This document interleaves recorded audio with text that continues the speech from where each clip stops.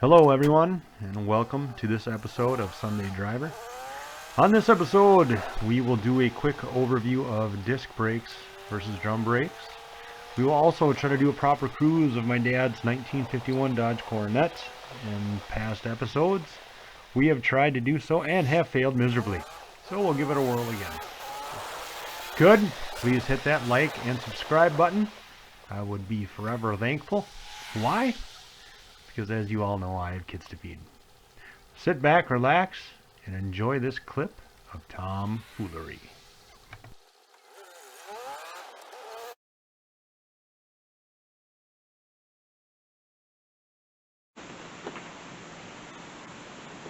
There's something wrong with this monkey.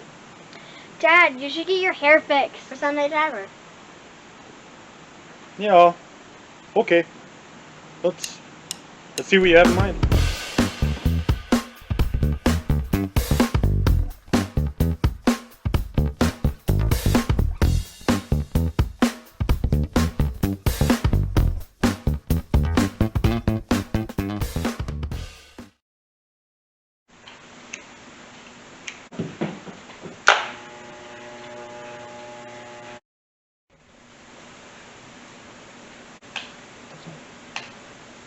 No! No!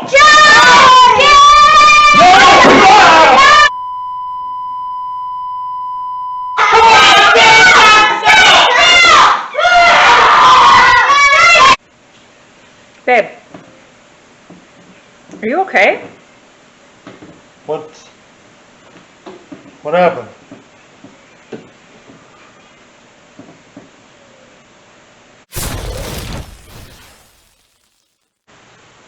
Hey everyone.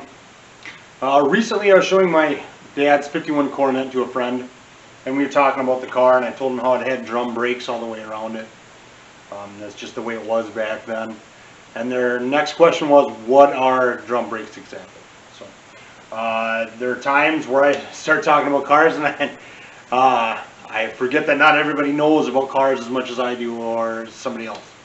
So I figured Sunday Driver would be a good opportunity to go over some of these things, you know, like what's drum brakes versus a disc brakes, what's a flathead engine, things like that. So right now I'll show you two examples of brakes, one being drum on my dad's 51 Coronet, the other one on my daily beater, my 2008 RAV4. I'll show you the disc brakes on those.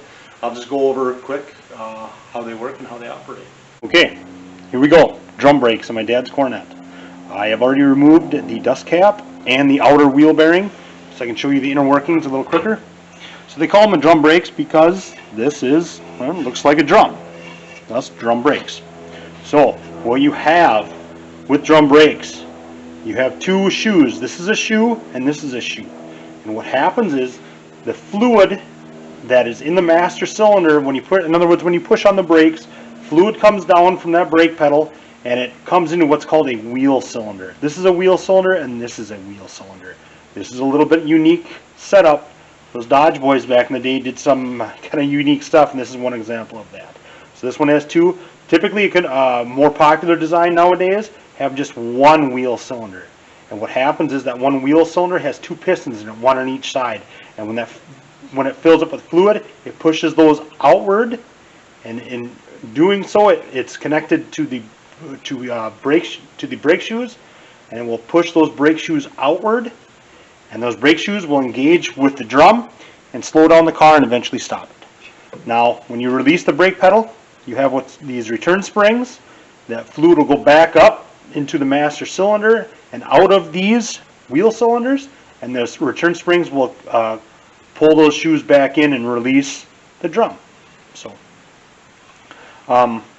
also, like I said, this is a little different setup, but on more popular styles nowadays, they also have a star wheel adjuster on the bottom, so you can adjust the brakes accordingly. You know, this has kind of a cam lobe on each end of these shoes. Like I said, it's a little different from what you see most of the time nowadays. So, but the principle is still the same in how the drum brakes work. So, yeah. So we'll tackle disc brakes up next. I'll show you the differences with that versus a drum brake. Okay, disc brake time. Disc brakes. Wake up. Okay, I know I'm boring right now, but you got to learn a little bit. Okay, every so often you just got to do that. So, disc brakes. Now, just like I said earlier, how drum brakes had a drum. That's what they're called, drum brakes. Disc brakes have what's called a disc. Okay, see, it looks like a disc. That's why they're called disc brakes. Now, disc brakes have, along with them, a caliper, and then they have pads. There's a pad on this side, and then there's a pad on this side also. Now, how this works is, when you press your brake, hydraulic fluid comes down into the caliper and pushes on a piston, okay, or pushes a piston out. That piston will push those brake pads against this disc, and what it does, it slows it down and eventually stops it. Now, advantages with this, it's just greater braking power over a drum brake system. That's why you'll see a lot of these, most cars, especially nowadays, will have disc for sure up in the front, and maybe they'll have drums in the back, but they'll most certainly have discs up in the front. 3/4 of your braking is done on the front axle, so that's where you want that more power, more braking power. It's up in the front. Now, that's not to say drum brakes aren't worth a lick, okay? Most semis that you see on the road pulling a trailer, those are all drum brakes all around. They're just enormous drum brakes. So yeah, drum brakes are still good, but in a car application, for the most part, disc brakes are really the way to go. So.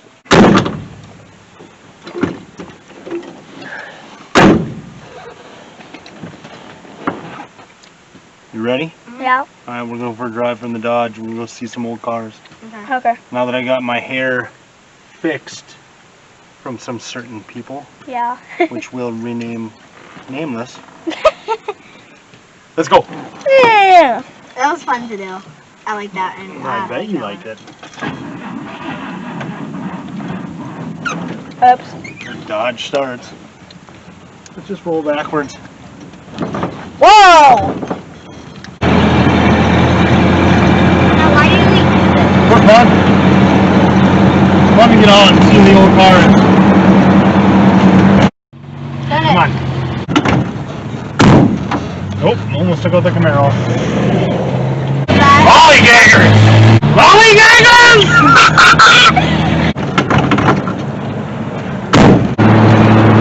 What? That's all I got. This is awkward. So the cruise, if I'm gonna be honest, was kind of a bust. Not a lot of cars there, but you know what? That's okay. You know, we were able to get the Dodge out, and the kids seemed to like it. You could gauge that by the fact they weren't fighting, so that's a plus. And my wife and I liked it, and we got out, so it was good. All right, you guys, sit close. What do you think? What's your favorite car so far? I don't know. What's your favorite part about this? You know, cars. So goodbye. We get to see all the fun. Like you get to see all like the cars, like the older cars that you like see like every day on the road. It's pretty cool, huh? Yeah.